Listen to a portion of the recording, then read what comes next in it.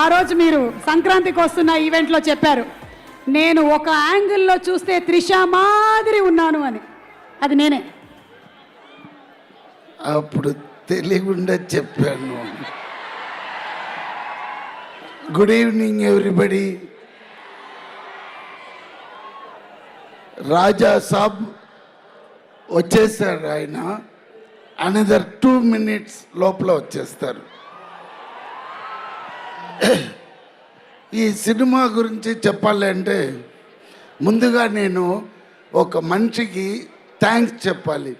Because ఆయన నాకు permission ఇవ్వలేదంటే ఈ స్టేజ్లో నేను ఇప్పుడు ఉండను.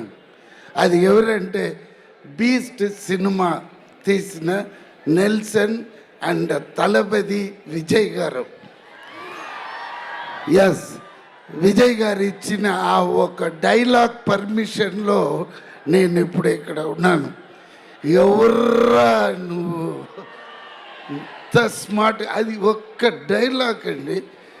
అదే గిరి అడుగుతాడు, నేను ఇన్ని సినిమాలు చేసినాను, నీకు ఒక్క డైలాగ్లో వచ్చి ఇప్పుడు నాతో ఈక్వల్గా చేస్తున్నావని గిరి నన్ను అడిగాడు.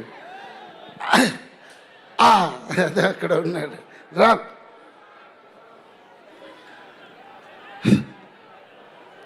సో ఈ సినిమాలో చేసిన నేను ఒక్కరోజు 2 రోజు కాదండి, టోటల్లీ 55 days నేను ఈ సినిమాలో యాక్ట్ చేశాను.